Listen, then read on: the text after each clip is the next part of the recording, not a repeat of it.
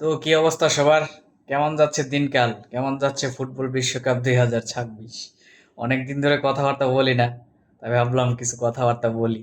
তো কথাবার্তা যেহেতু বলবো, একটু পেছন থেকে শুরু করি। তো ব্রাজিল সাপোর্টার হিসাবে ব্রাজিলের ম্যাচটা দিয়ে শুরু করি। ব্রাজিলের সাথে নরওয়ের ম্যাচ, হাই ভোল্টেজ ম্যাচ ছিল। তবে ম্যাচে যা দেখেছি, নরওয়ে যেরকম প্রেসার ক্রিয়েট করার কথা ওরকম কিন্তু কোনো প্রেসার ক্রিয়েট করে নাই। ব্রাজিল হারছে যেটা হচ্ছে নিজেদের ভুলের কারণে, নিজেদের দোষে। আর হচ্ছে ব্যাড লাক, মানে দিনটা ব্রাজিলের ছিল না আসলে। পেনাল্টি ম্যাচ মিস দিয়ে শুরু, তারপরে এনরিকের যে একটা ক্লিয়ার চান্স, এটা আসলে অভিজ্ঞতার অভাব, নাহলে এটা তো শিওর করছিল। আরো মানে অনেকগুলা মিস। তো নরওয়ে যেরকম চাপে এক্সপেক্টেড ছিল যে তারা প্রচুর প্রেসার ক্রিয়েট করবে, ওরকম কিন্তু করে নাই। ব্রাজিল ওভারকাম করছে, কিন্তু তারা যেই কয়টা চান্স পাইছে ওইটা হচ্ছে হল্যান্ড কাজে লাগাইছে তার ফিজিক্যাল ফিটনেস এবং বুদ্ধিমত্তা দিয়ে, মানে ফিনিশিংটা ক্লিনিক্যাল ছিল। আর ব্রাজিলের হচ্ছে ফিনিশিং এর অভাবে ভুগছে। আর হচ্ছে ব্যাড লাক, আসলে ব্রাজিলের যেদিন কুফা আসলে লাগে এদিন না আসলে কিছু করার থাকে না। আর ব্রাজিলের বিপক্ষে কেন জানে যেদিনের ব্রাজিলের কুফা শুরু হয়, যে গোলকিপার গুলো অমানবিক হয়ে যায়। যাই হোক, ব্রাজিল ওইটা মানে যেরকম মিস করছে, যেরকম ভুল করছে, ওরা হার ডিজার্ভ করতো, হারছে। That's okay. আর কোচ তো আর কি করবে, কোচ সময় পাইছে কম, তাও সে চেষ্টা করছে। That's it. তো ব্রাজিল বিদায় নিছে। এরপরে আসি হাই ভোল্টেজ ম্যাচ।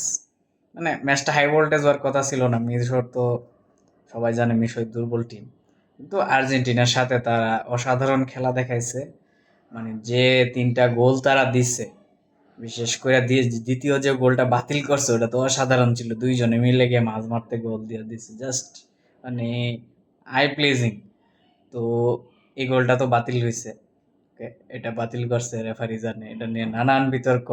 খালি এখন বাংলাদেশের সাপোর্টাররা মনে করতেছে খালি আমরাই বুঝি বিতর্ক করতেছি, না, এটা নিয়ে সারা বিশ্বে বিতর্ক হইতাছে। আপনি ফিফা আর ফেসবুক পেজে যান, গিয়ে রিসেন্ট পোস্ট গুলাতে দেখেন কি পরিমাণ, বা মেসি টেসি নিয়ে যে পোস্ট করছে এগুলাতে দেখেন কি পরিমাণ এংরি রিয়েক্ট করতেছে।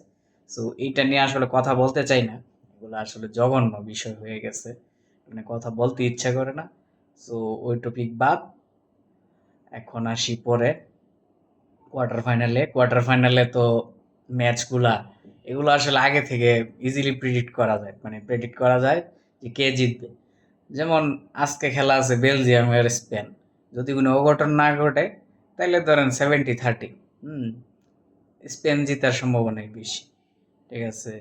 গতকালকে খেলা গেছে ফ্রান্সের মরক্কোর সাথে। তো মরক্কোর সাথে ফ্রান্স এবার যে মানে জায়ান্ট টিম, যে আনস্টপেবল টিম, মরক্কোর সাথে জিতবে এটা সবাই জানে। তো ওটাও কি হবে, এই জিতবে, মানে ফ্রান্স তো জিতেই নিচ্ছে। তো আজকের খেলায় স্পেন জেতার সম্ভাবনা বেশি, স্পেনই জিতবে। যদি বড় কোনো অঘটন না ঘটে তাহলে স্পেনই জিতবে। এরপরে খেলা Norway England. So England favourite, England জেতার চান্স বেশি, দেখা যাক। এরপরের খেলা ওইটা নিয়ে আর না বলি, সুইজারল্যান্ডের সাথে কার খেলায় ওই ওদের ওই টিমের নামই নিতে ইচ্ছা করে না। তো ওইটাও কারা জিতবে ওইটাও বলা যায়। তো এখন আসলে ওই যে ম্যাচগুলো আছে এগুলো খুবই প্রেডিক্টেবল ম্যাচ, কে জিতবে বলা যায়। তবে এরপরে সেমিফাইনালে গিয়া স্পেন এবং ফ্রান্স, এই দুইটা দলের খেলা হচ্ছে ধরেন বিশ্বকাপের মানে ফাইনাল ম্যাচ থেকেও বেশি উত্তেজনাকর হবে। স্পেন আর ফ্রান্সের মধ্যে কে জিতে এটাই হচ্ছে দেখার বিষয়। আমি ফ্রান্সরা আগে রাখবো। তো এখন আসলে যে ম্যাচগুলো বাকি আছে ওইটাই আর কি ইজিলি প্রেডিক্ট করা যায়।